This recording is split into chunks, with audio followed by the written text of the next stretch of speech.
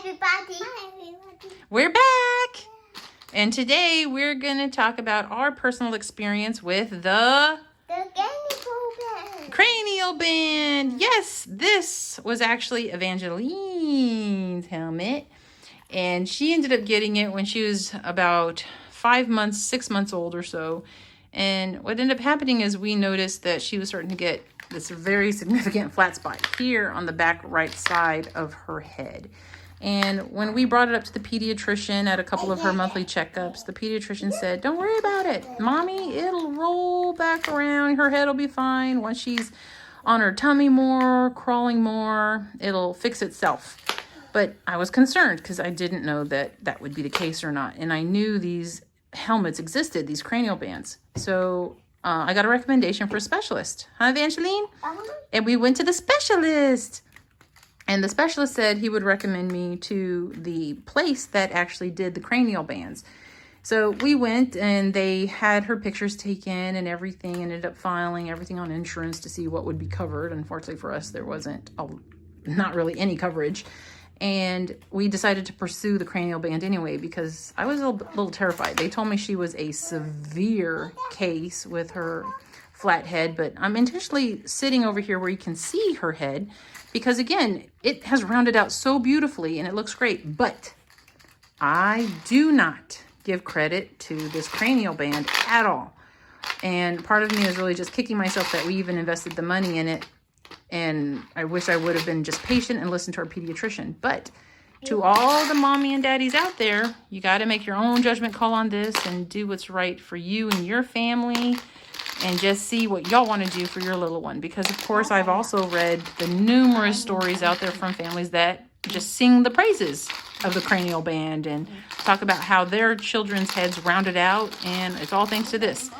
But I got concerned when she was in her helmet because after the first month, her head circumference had not grown any. And at the time, she was in the 93 percentile for head circumference since her birth. And I asked the people at the facility of the cranial band if that was a known side effect, that because her head was rounding out in the band, it really didn't grow in circumference.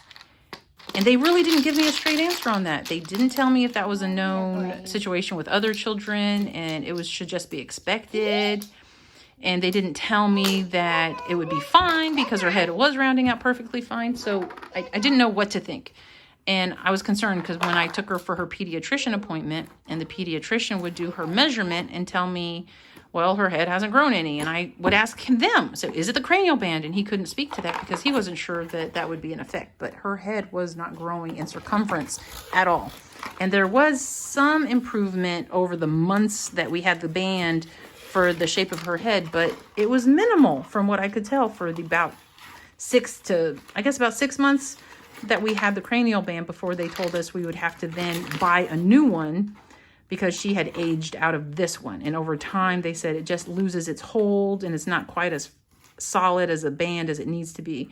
But other than that, it would have fit her just fine still because her head hadn't grown in that 6 to 7 months. And I was just disgusted and I was so angry and I didn't know what to do because my baby's head was so small now. And she went from being in the 93, 94 percentile for head circumference down into the 30 to 28 percentile. And I decided not to pursue another band. And at the last checkup of her cranial band, they did more pictures, they did more measurements, and then they continued to tell me that I should really reconsider and get a second band because she was still a severe case in regards to her flat head on the side. And I, again, told them I was not pursuing another band and I was going to take this off of her. She wasn't going to wear it anymore.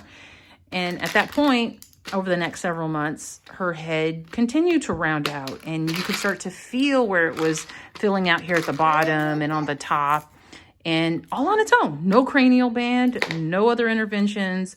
She was just growing perfectly. Her head was starting to grow in circumference.